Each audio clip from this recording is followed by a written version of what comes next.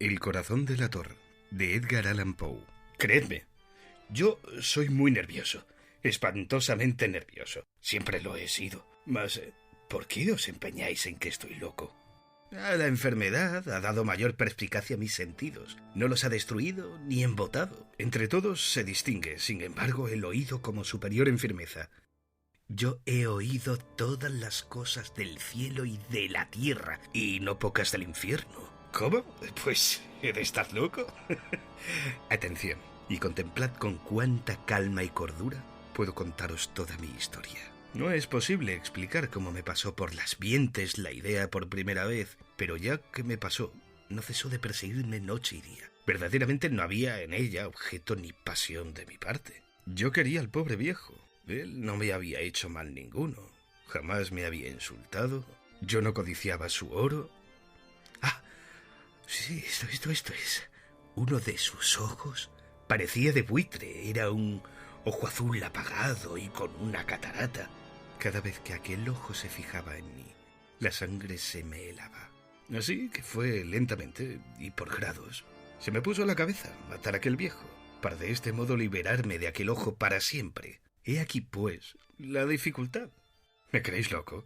Pues bien, los locos no saben nada de nada. Pero si me hubierais visto, si hubierais visto con qué sagacidad me conduje, con qué precaución, con qué previsión y disimulo acometí mi empresa. Nunca estuve tan amable con el viejo como durante la semana que precedió el asesinato. Y cada noche, hacia la medianoche, descorría el pestillo de su puerta y abría. Tan suavemente, y cuando había entreabierto lo suficiente para que cupiese mi cabeza, introducía una linterna sorda, bien cerrada, sin dejar que asomase un solo rayo de luz, y después metía la cabeza. ¿Cómo os hubierais reído de ver cuán diestramente metía la cabeza? Movíala lentamente, muy lentamente, para no turbar el sueño del viejo. 1 hora empleaba cuanto menos en introducir la cabeza por la abertura hasta ver al viejo acostado en su cama. ¿Un loco habría sido por ventura tan prudente? Y cuando había metido toda la cabeza, abría ya la linterna con precaución. ¡Ah! ¿Con qué precaución? ¿Con qué precaución? Porque rechinaba el gozne. Abría lo preciso, no más para que un rayo imperceptible de luz cayese sobre el ojo del buitre. Repetí la operación durante 7 interminables noches, a medianoche exactamente. Pero como siempre encontrase el ojo cerrado, pues no pude realizar mi propósito, porque no era el viejo mi eterna pesadilla, sino su maldito ojo. Cada mañana, apenas amanecía, entraba yo resueltamente en su cuarto y le hablaba con desparpajo, llamándole cordialmente por su nombre, informándole de cómo había pasado la noche. Muy listo había de ser el viejo para sospechar que cada noche, a medianoche, le espiaba yo durante su sueño. La 8ª noche, redoblé las precauciones para abrir la puerta. El horario de un reloj se mueve con más velocidad que en aquel momento se movía mi mano. Hasta aquella noche no había yo mediado todo el alcance de mis facultades y de mi sagacidad. Apenas podía contener la sensación que me causaba el triunfo. Pensar que yo estaba allí, abriendo poco a poco la puerta, y que él no soñaba siquiera mis intentos. Esta idea me arrancó una ligera sonrisa que él oyó sin duda, porque se revolvió súbitamente en la cama como si despertase. ¿Creéis quizás que me retiré? Pues no. La habitación estaba tan negra como la pez, según que eran espesas las tinieblas, porque las ventanas estaban cuidadosamente cerradas por miedo a los ladrones. Así pues, en la inteligencia de que él no podía ver la abertura de la puerta, continué abriéndola más y más.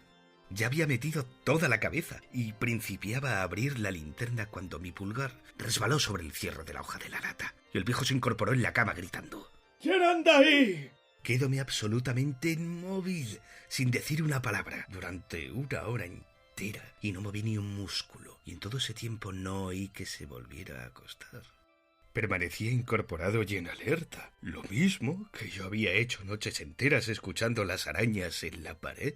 Mas he aquí oí un débil gemido, y conocí que era producido por un terror mortal. No era un gemido de dolor o disgusto, no. Era el ruido sordo y ahogado de un alma sobrecogida de espanto. Yo conocía bien ese ruido. Bastantes noches, a medianoche en punto, mientras que el mundo entero dormía, se había escapado de mi propio seno. aumentando con un terrible eco los terrores que me asaltaban. Digo pues que conocía bien aquel ruido. Yo sabía lo que el viejo estaba pasando y tenía pena de él, aunque mi corazón estaba alegre. Sabía que estaba despierto desde que al oír el primer ruido se había aumentado por momentos. Había querido convencerse de que su terror no tenía causa, pero no había podido.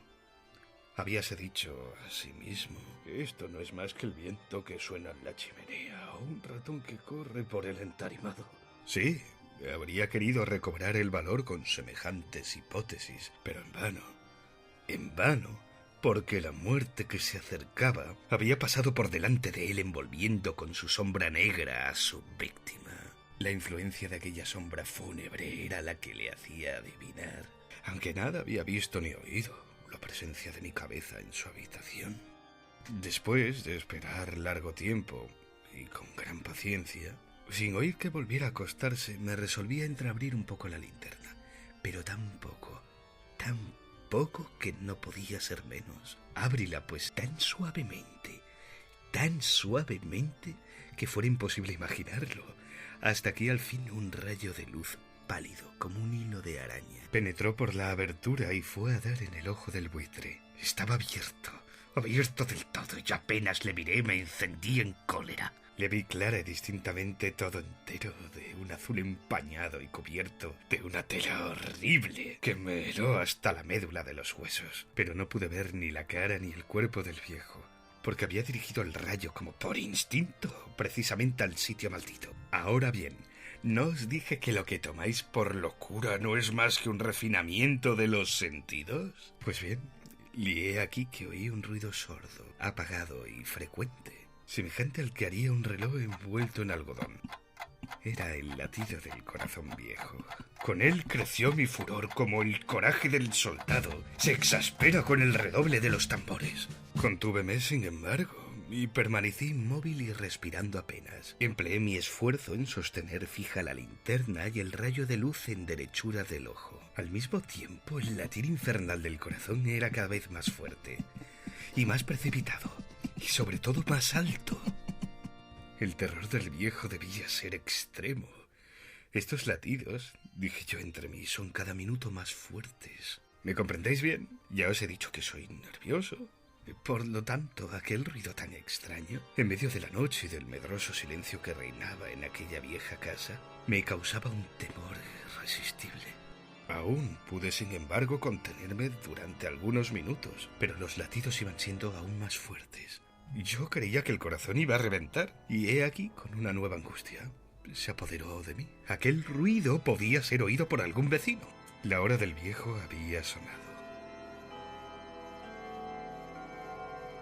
Di un alarido. Abrí bruscamente la linterna y me precipité en la habitación. El viejo no dio ni un grito, ni un solo grito. En un momento le arrojé sobre el entarimado y cargué sobre él todo el peso aplastador de la cama. Entonces sonreí de satisfacción al haber tan adelantada mi obra. Durante algunos minutos latió todavía el corazón con un sonido ahogado. Pero esto ya no me atormentó como antes, porque el ruido no podía ser escuchado a través del muro.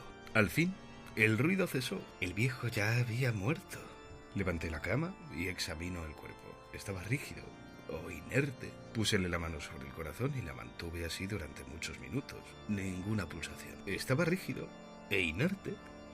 El ojo maldito no podía atormentarme más. Si persistís en creerme loco, vuestra creencia se desvanecerá cuando os diga los ingeniosos medios que empleé para ocultar el cadáver. La noche avanzaba y yo trabajaba velozmente, pero en silencio. Primeramente corté la cabeza, después los brazos y, por último, las piernas. Luego arranqué las 3 tablas del entarimado y coloqué debajo aquellos restos, volviendo a colocar las tablas tan hábil y diestramente que ningún ojo humano, ni aún el suyo, hubiera podido descubrir algún indicio sospechoso. No había nada que dudar, ni una mancha, ni un rastro de sangre. Yo había tenido gran precaución y había puesto una cubeta para que recibiera toda la sangre. Cuando hube concluido estos trabajos eran las 4, pero estaba tan oscuro como a medianoche. Daba el reloj la hora cuando llamaron a la puerta de la calle. Bajé a abrir con el corazón sereno, porque ¿qué tenía yo que temer? Entraron 3 hombres, que se me dieron a conocer como agentes de policía.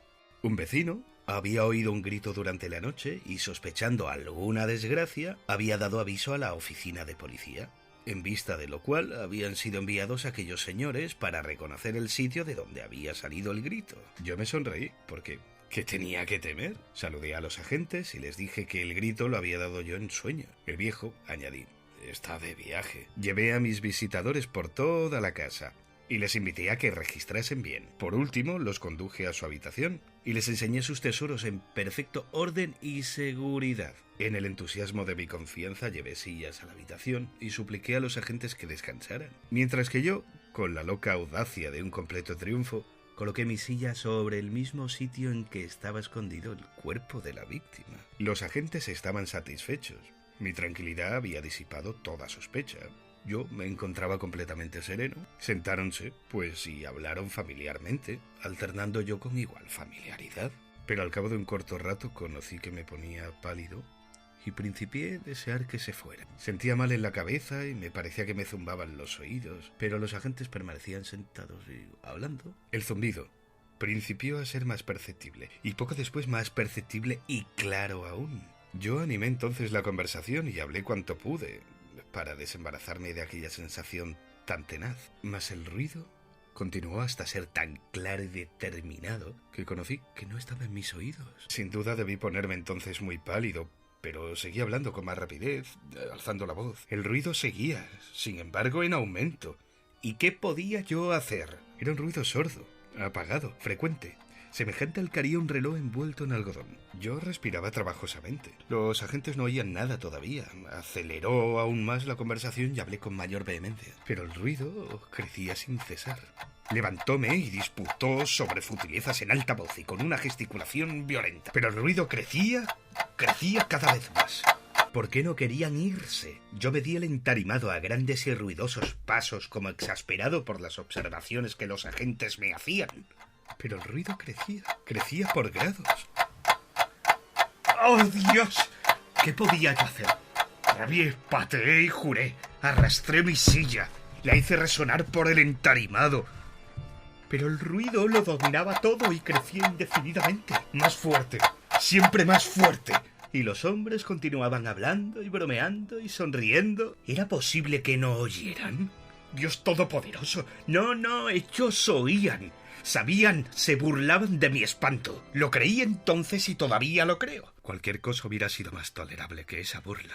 Yo no podía soportar por más tiempo aquellas hipócritas sonrisas y, entre tanto, el ruido. ¿Lo oís? Escuchad. Más alto, siempre más alto, siempre más alto.